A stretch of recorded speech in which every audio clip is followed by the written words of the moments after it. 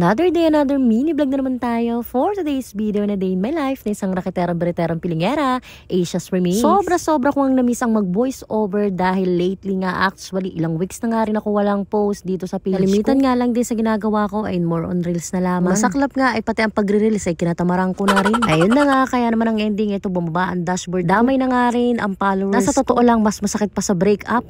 Sobrang nakakapanghinayang naman kung bibitawan ko tong page na to dahil nakaranas na rin ako sumahod dito. At sa kasamaang palad nga, hindi na naulit dahil ilang buwan na nga akong hindi sumasahod kay Lolo Mix. Kaya naman gusto ko sipagan na ulit ang mag-upload or gumawa nga ng mga content. Simulan nga natin dito sa pagkikrave ko nga sa laing. Actually mga Karimix, gusto ko ay pinangat kaya lang wala nga at mahirap nga ang gabi ngayon dahil bukod summer. Bukod nga doon mga Karimix ay bigay lamang ito kaya naman magre-reklamo ka pa kaya ba? Naman instead na pinangat ay ginataang laing na lamang with alamang at kaunting pork na may taba-taba. Ay syempre ang aking habibi ang magluluto nito dahil specialty niya to mga gata. Uragon nga ni. Syempre pag sinabing ginataang laing hindi pwedeng mawala ang gata. Mas maraming gata, nagmamantika ay mas masarap ang kalalabasan. Habang pineplex ko nga itong mga binili ni habibi na Ricardo nga at iba pang kung ano-ano man ay nagre-ready na nga sila dito sa lamesa. Hinihimay-himay na nga nila itong gabi. Yung iba nga pinapatuyo muna to pero mas gusto ko nga yung ganitong fresh. Hindi ko alam pero mas gusto ko yung ganitong fresh niluluto kaysa sa pinapatuyo kasi iba talaga ang lasa. Kanya naman tayo ng version at gusto mga Karimix kaya bahala na kayo, malalaki na kayo. Kung hindi ko pa nga makikita na bumababa na yung followers ko eh hindi ulit ako sisipagin sa paggawa nga ng content. Gustong-gusto nga ni Lolo Mets na mapansin ko itong page ko eh binawasan niya yung followers ko. Balik nga tayo dito sa pine-prepare ni habibi. Ayoko rin talaga sa ginataang gabi mga Karimix yung maraming stem. Ito bang parang katawan ng gabi? Binabalatan muna yan mga Karimix ha bago yan ilagay or isama sa dahon ng gabi. Sinunod na nga rin ilagay ni habibi itong mga pork at may mga taba na kaunti dito sa ilalim din ng kasirola. At saka nga nilagay itong mga dahon na hinimay-himay nga nila ni Kuya Romy. Sa una nga akala may sikip siya sa kasirola pero mamaya pag naisalang yan sa apoy ay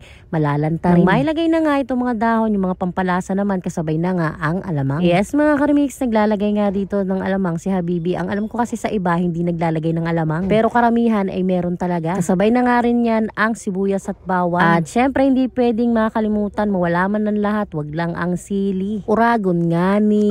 At syempre nung mailagay na nga ang lahat ng dapat ilagay, syempre hindi naman pwedeng mawala ang gata kaya nga sinabing ginataang gabi nga ni. After mailagay ng lahat, isinalang ni habibi na nga at eto na nga siya after ilang minuto. Yung makikita mo lang siya na ganyan, nagmamanti-mantika at kung maaamoy nyo lang eh talagang masasabi nyong ubos pati ang bahaw ng kapitbahay nyo. Ito talaga yung gustong-gusto ko dito kay habibi na kapag may gusto kong kainin at nag-crave ako sa isang pagkain, bibili niya yan or lulutuin niya talaga para sa akin. Sana on. At pagkatapos nga namin kumain, may natira nga akong isang apple mango dito, yung kinain ko nga kahapon neto nga at babalatan ko na. Nag-crave sa laing, kumain ng mangga, ng asim, naglilihi, positive. Sarap na sarap talaga ako dito sa apple mango mga Karimix. Sino ba yung kagaya ko dyan na talaga naman mas gusto ng apple mango kaysa sa mga manggang kalabaw? Since wala naman tayong alamang, ayoko rin ng asin, toyo na may asukal ang aking gagamitin. At yun lang muna for today's video mga Karimix. Maraming salamat sa patuloy na panonood.